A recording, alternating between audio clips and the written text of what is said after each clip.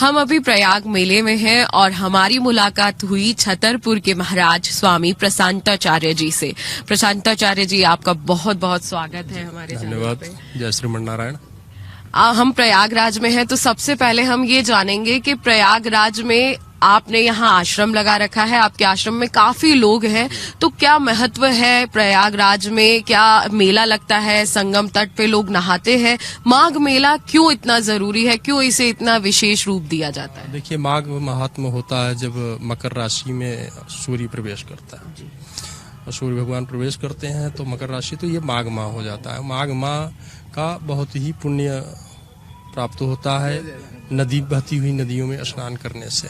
जैसे कि प्रयागराज जो है तीर्थों का राजा कहा जाता है, तीर्थों का राजा, और यहाँ पे गंगा जमुना सरस्वती तीनों नदियाँ मेल करती हैं, इसलिए इसको संगम बोला जाता है।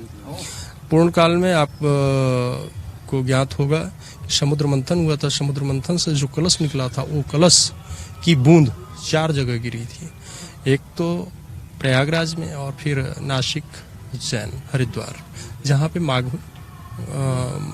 महाकुंभ का आयोजन होता है। और यहाँ पे माघ का महत्व बहुत ज्यादा ही है, चूंकि गंगा जमुना सरस्वती आपस में 2 नदियां मेल करती हैं और ये संगम होती हैं, और संगम होने के नाते यहाँ पे माघ का, और इसके साथ साथ यहाँ पे लोग कल्पवास करते हैं। 1 माह जो है गंगा नदी में स्नान करते हैं प्रातःकालीन और सूर्य देव को अर्घ्य देते हैं। और यहाँ पे अक्षयवट वृक्ष है, जिस वृक्ष कल्प वृक्ष के नीचे, इसको जो है कल्प वृक्ष कहा जाता है। इस कल्प वृक्ष के नीचे 1 माह यहाँ पे लोग आकर स्नान ध्यान करते हैं और दान पुण्य करते हैं, जिससे बहुत ही पितरों को और नाना प्रकार की देवताओं का कष्ट जो भी होता है जिस प्रकार का, उन लोग का दूर होता है। पितृ प्रसन्न होते हैं, देवता प्रसन्न होते हैं, सूर्य देव प्रसन्न होते हैं। तो इस तरीके से यहाँ पे कल्पवास किया जाता है। और छतरपुर का एक बहुत ही बड़ा रहस्य है भीमकुंड। भीमकुंड बहुत ज्यादा प्रसिद्ध है, उसे एक शांत ज्वालामुखी भी कहा जाता है। हम महाराज जी से जानेंगे कि भीमकुंड का ऐसा क्या रहस्य है जिससे वैज्ञानिक भी हैरान हो गए हैं। महाराज जी, आप छतरपुर के हैं और भीमकुंड के बारे में आपसे अच्छा हमें कौन बता पाएगा, तो क्या ऐसा रहस्य है भीमकुंड का कि वैज्ञानिक भी परेशान है, कोई उस कुंड के बारे में पता नहीं लगा पा रहा है? जी जी, इसकी 2 कथाएं हैं। एक तो सतयुग की है, जब सतयुग में पृथ्वी की संरचना हुई और नारद जी आकाश मार्ग से गुजर रहे थे, उस समय पृथ्वी लोक पर एक स्त्री और एक पुरुष को मूर्छित अवस्था में उन्होंने देखा। तो मूर्छित अवस्था में देखने के बाद वो वहां पे जाकर उनसे कहा कि मैं आपकी क्या मदद कर सकता हूँ, आप कौन है? उनका परिचय पूछा गया तो उन्होंने बताया, पुरुष ने बताया मेरा नाम राग है, स्त्री ने बताया मेरा नाम रागनी, राग रागनी, संगीत के राग रागनी है। तो कहे हम आपकी किस प्रकार की मदद कर सकते हैं जिससे आप स्वस्थ हो जाएं? तो उन्होंने कहा अगर कोई संगीत का निपुण आचार्य सांग गान कर दे, एक संगीत में सांग गान कोई राग होती है, तो उसकी गान अगर कोई कर दे तो हम स्वस्थ हो जाएंगे। तो नारद जी संगीत के आचार्य, तो ब्रह्मा जी के मानस पुत्र, तो उन्होंने जो है सांगगान किया। सांगगान में करते समय सभी पशु पक्षी, देव, नर, किन्नर सभी मदमस्त हो गए। विष्णु भगवान वहां जल के रूप में अवतरित हुए। जी, वहां पे जल के रूप में अवतरित हुए और वो स्वस्थ हो गए बिल्कुल। तो इसलिए उसका नाम नारद कुंड और नीलकुंड भी है। और फिर भीमकुंड जब त्रेता युग में, द्वापर युग में जब अज्ञातवास हुआ 5 पांडवों को, तो 5 पांडव वहां पे पहुंचे और प्यास से व्याकुल थे, तो उस समय श्री कृष्ण जी का आवाहन किए। तो श्री कृष्ण जी आवाहन पर वहां पे प्रकट हुए और उन्होंने एक चिन्हित किया कि यहाँ पे गधे का प्रहार करिए।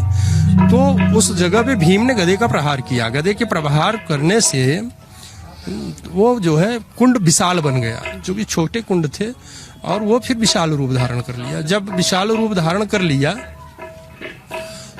तो उन लोग को जल की प्राप्ति हुई वहां पे, तो उसका नाम उस समय से भीम कुंड पड़ गया। ये पद्म पुराण में इसका जो है उल्लेख किया गया है, उसमें पाया जाता है। तो इसीलिए उसको भीम कुंड और नारद कुंड। और वैज्ञानिक अभी 2004 में जो सुनामी आई हुई थी, उस सुनामी के समय 15-15 फीट की जल जो है उछाल मारने लगा।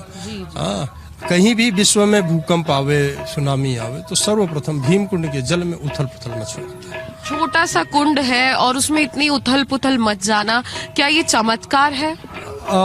बिल्कुल चमत्कार कहा ही जा सकता है। ये दैविक कुंड है और बताया जाता है विंध्याचल पर्वत के नीचे, जैसे कि वैज्ञानिक गए वहाँ पे और जाने के बाद उन्होंने देखा कि उसकी गहराई जो है अत्यधिक है और नीचे उनको समुद्र मिला जी, जिसमें बहाव बहुत तेजी से 55-66 टन के मछलियां उनको प्राप्त हुई और उसके बाद उनकी ये इतनी साहस नहीं हुआ कि वो जो है उस जल में अपने आप को आगे बढ़ सके, इसलिए वहां से वो वापस आ गए। बहाव तेजी होने के नाते कि हम कहाँ बह जाएंगे कुछ पता नहीं चल पाएगा, इस वजह से वो भाई हर किसी को अपना प्राण प्यारा होता है, तो वो वापस चले आए और फिर वहां पे वैज्ञानिक फेल हो गए। तो ये कहना गलत नहीं होगा कि जो भीम कुंड है उसमें भगवान की माया, बिल्कुल वो लक्ष्मी नारायण है, हम उनको जो है बिल्कुल लक्ष्मी नारायण है, चूंकि जल के रूप में अवतरित हुआ आपको अभी हमने बताया, तो वो जो है लक्ष्मी नारायण है।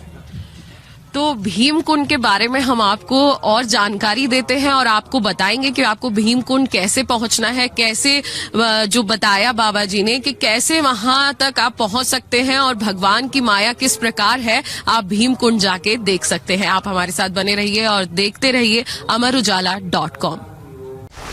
डाउनलोड करें अमर उजाला ऐप और पाएं खबरें लगातार। अगर आप ये वीडियो YouTube पर देख रहे हैं तो हमारे चैनल को सब्सक्राइब करें और बेल आइकन को दबाना ना भूलें। अगर आप Facebook पर ये वीडियो देख रहे हैं तो हमारे पेज को लाइक करें।